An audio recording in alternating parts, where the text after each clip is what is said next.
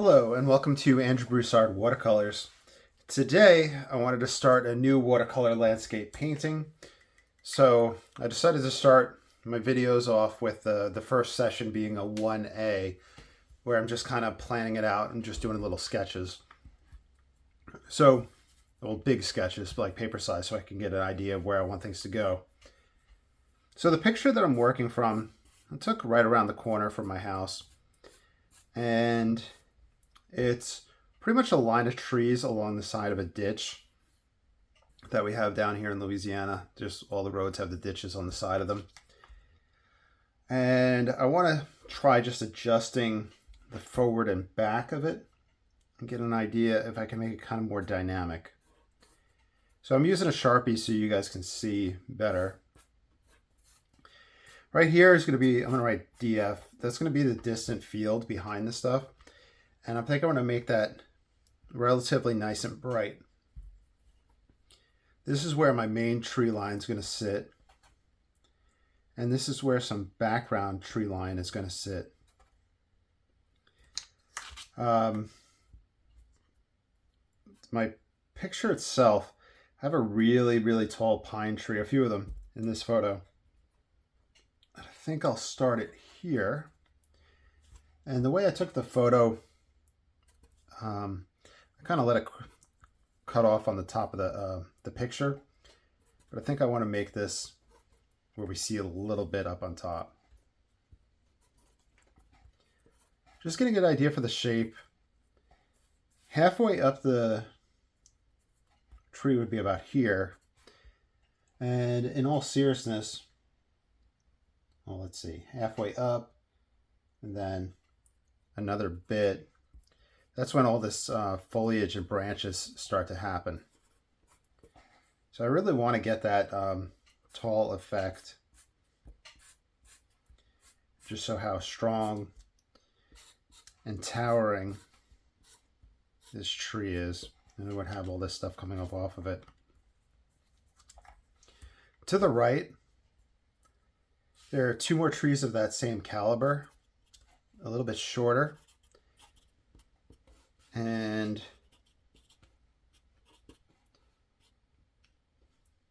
just kind of marking out where the base is of this one. But there's a lot of foliage coming off around this guy. And I'm not sure entirely what trees it's coming from. It'll probably be more apparent as I actually do the painting and look at the picture more and more.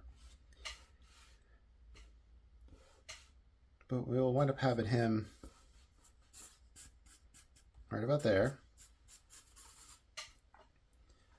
And there's a third pine tree that has a nice crown right there.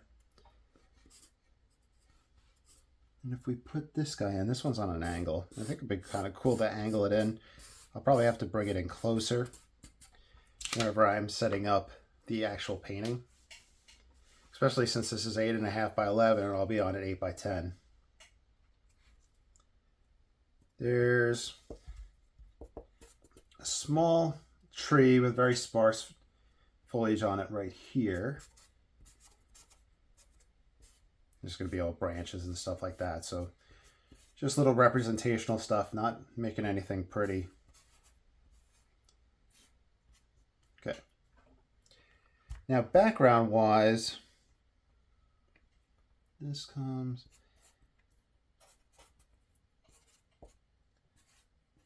go something along this line, just loosely sketching, seeing how it would be. I might do a solid mass for that. We have another tree that is potentially dead right here. And we have some foliage there, but that would help play that. And there's a tree right here that's definitely dead. But if I have the center of the paper right here and I put it right there, it's going to be really symmetrical and I don't want that. So I'm going to have to pay attention to the placement of these guys.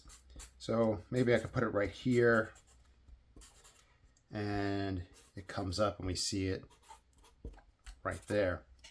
I think bringing this tree closer to us we'll start to break up that line. This dead tree right there, or trees with the sparse foliage, we can have in this location. We have a little bit of foliage coming from the side.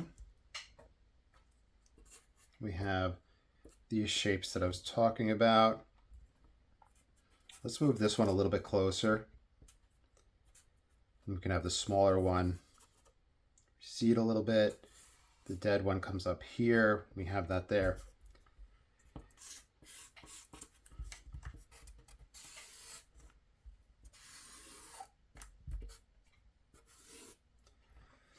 Now, my tree trunks, the way I took the photo and the time of day was that the light was coming from this direction, or probably more like up on an angle, because it was catching the top.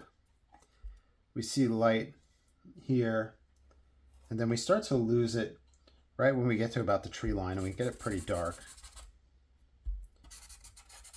So I'm going to make those dark with the Sharpie just to kind of get an idea of what I'll need to do with the background.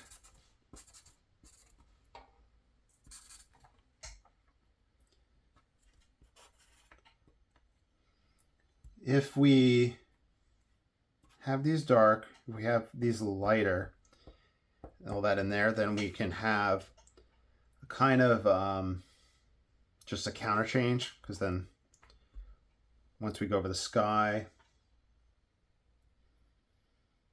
let's see, once we go over the sky, if we have the light right there, the background's not that dark, but this side of the tree is. Side of the tree is. Just kind of putting that there so you could see a little bit of a highlight, and I can kind of get an idea there. I might just literally have to just experiment with this background while I'm painting it and shift it back and forth. We're going to have a lot of dead branches, and yeah, there's going to be a lot of growth coming up from down here. And the foliage up on top is going to have to be greener and brighter. On one of the previous ones, when I experimented with this on Reddit, I had some suggestions where people had said to darken the top of that background of the sky so you can get that change with the bright sun hitting just this part of the tree. So I think that'll be important too. Just making little sketches of ideas, maybe a little bit of water. I just don't like roads and stuff like that in my paintings. And then I could bring down reflections if I do water in that fashion. Now, my main thing is the width of this tree trunk versus the height of it. These tree trunks might even be thinner.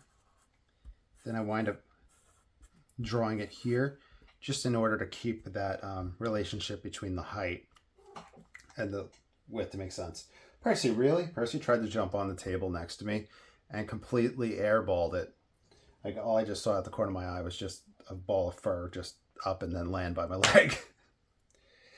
So anyway, here's the ideas. I'm going to get into the part 1A, and depending on how many videos that I film with it, there's going to be one of them that will be public and the rest will be on Patreon. And then I'll make a short time lapse and a long time lapse, and I'll make those public as well, just so there's a whole bunch of different formats for this.